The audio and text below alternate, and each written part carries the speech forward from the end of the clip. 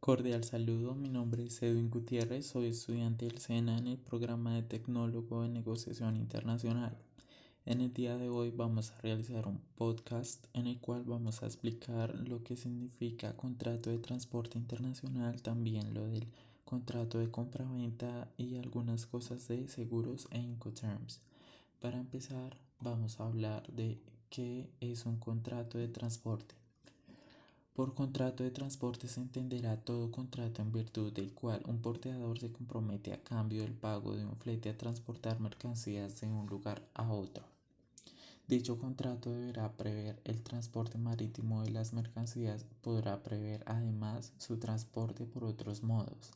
Es de gran importancia definir si el Incoterm seleccionado incluye el transporte internacional, ya que estos establecen responsabilidades y obligaciones de las partes, como el punto de entrega de la carga, bien cuando ya se han definido el Incoterm y el modo de transporte a utilizar. Se debe proceder a cotizar los fletes, para lo cual al momento de negociar se deben conocer las tarifas referenciales para el mercado internacional y variables como condiciones y características de la carga, cantidad de envíos y modo de transporte, así como aclarar el tipo de producto, peso o cuidados que requiere. Ahora vamos a hablar de qué factores se deben tener en cuenta al negociar un flete. Como primer factor sería volumen, que es la cantidad de pales o contenedores y frecuencia con la que se enviarán. 2. Tiempo de tránsito, periodo que demora la mercancía en llegar a su trayecto final. 3. Disponibilidad de los cupos, espacio o área de la que se dispone en el avión, camión o buque para la carga.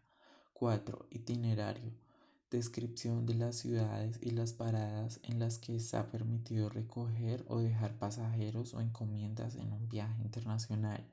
5. Frecuencia, cada viaje de ida o de vuelta que le es asignado al transportista autorizado en una ruta determinada. 6. Trayecto, espacio recorrido entre el punto de partida y de llegada del transportador.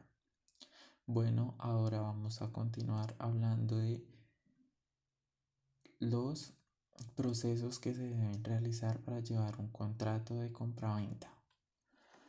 Bueno, las etapas son oferta, reunión cara a cara, formulación, ejecución de estrategia, negociación, ejecución y administración. Bueno, ahora vamos a hablar muy detalladamente de estas etapas o procesos. Como primera etapa o proceso sería la iniciación, que se efectúa a través de un pedido de cotización mediante el cual el importador o su representante solicitan al proveedor extranjero hacer de su conocimiento las condiciones comerciales en que están dispuestos a concertar. La iniciación también puede corresponder al vendedor a través de una oferta que expresa una propuesta sobre el bien que se ofrece al comprador. Como segunda etapa o proceso sería la negociación. Se da a través de la oferta al vendedor en la que se busca conformidad de las partes. El comprador puede hacer una contraoferta y si el vendedor la acepta, se produce una nueva oferta que reemplaza a la anterior y debe contar con la conformidad del comprador. Como tercera etapa o proceso sería el perfeccionamiento, que se da a través de una orden de compra o nota de pedido mediante el cual el vendedor, dentro del plazo de la oferta, conoce la aceptación del comprador, no siendo indispensable que exista un contrato de compraventa salvo que las partes lo consideren necesario. Como cuarto proceso sería la implementación de la compraventa, que es la fase en la que se expiden los documentos financieros o comerciales y en la que además participan los operadores conexos, quienes implementan la transacción comercial desde el acondicionamiento de la mercancía hasta la ejecución del contrato, sin intervenir en lo pactado. Ahora vamos a hablar de quiénes intervienen en el contrato de transporte. Bueno, para empezar vamos a hablar del remitente, cargador o expedidor, que que es quien pone a disposición del transportista la mercancía que desea enviar a un destinario. Segundo sería transportista o porteador, que es quien se encarga de realizar el traslado o transporte del remitente al destinatario. El tercero sería el destinatario receptor consignatario, que es quien aparece en el contrato de transporte como receptor de la mercancía enviada por el remitente y transportada por el porteador. Cuarto, que serían los elementos objetos o reales, que constituyen la razón última por la cual se realiza el contrato de transporte. Como quinto, sería la mercancía a transportar. Es literalmente aquel o aquellos objetos tangibles que se envían del remitente al destinatario. Y como último interviniente sería el precio, valor económico reflejado claramente en el contrato por realizar el traslado de la mercancía del remitente al destinatario. Este precio puede ser aporte pagado o aporte debido. El pagado, que significa el pago que se realiza en el momento de cargar la mercancía en el vehículo de transporte, y el porte debido sería al llegar la mercancía al destinatario. Ahora vamos a hablar de la documentación que se debe contemplar en un contrato de transporte internacional. Como primeros documentos serían los datos del contrato. Los datos del contrato consignados en el documento de transporte o en el documento electrónico de transporte deberán incluir la siguiente información. A. Una descripción de las mercancías adecuada para su transporte. B. Las marcas distintivas requeridas para identificar las mercancías. C. El número de bultos o de unidades o la cantidad de mercancías. Y D. El peso de las mercancías si el cargador lo facilita.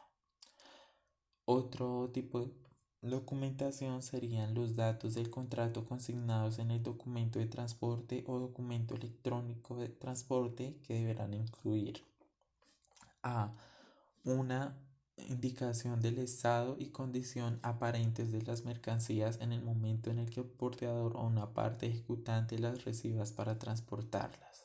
B. El nombre y la dirección del porteador. C. La fecha en que el porteador o una parte ejecutante recibió las mercancías o en que las mercancías fueron cargadas a bordo del buque o en las que se haya emitido el documento de transporte y el documento electrónico de transporte. Y por último la D. Si el documento de transporte es negociable y el número de originales del documento de transporte negociable de haberse emitido más de uno. Y como por último, documentación que debe llevar o que se debe incluir en el transporte internacional serían los datos del contrato consignados en el documento de transporte o documento electrónico de transporte, que deberán incluir además A. El nombre y la dirección del destinatario. B. El nombre del buque. C. El lugar de recepción. Y D. El puerto de carga y puerto de descarga. Y por último vamos a hablar de quiénes intervienen y cuándo se aplican los Incoterms y los seguros. Bueno, en la aplicación de los Incoterms participan el vendedor y el comprador, donde llegan a un acuerdo para ajustar los costos a su propia voluntad. No siempre se tiene que comprar un seguro, pero es muy aconsejable hacerlo, ya que en la mayoría de Incoterms no existe obligación de contratar ninguna cobertura sobre la mercancía. Únicamente los Incoterms CIF o CIF para transporte marítimo o vías navegables y únicamente. Otro Incoterm sería el CIP o CIP para transporte multimodal, que se establece la necesidad de contratar por parte del comprador un seguro para la mercancía desde que está expuesta en manos del transportista hasta que llega al lugar de destino convenido. Bueno, con esto finalizamos la evidencia de aprendizaje número 19 que se trata del informe de transporte y seguros. Espero les haya gustado y que tengan un gran día. Hasta luego.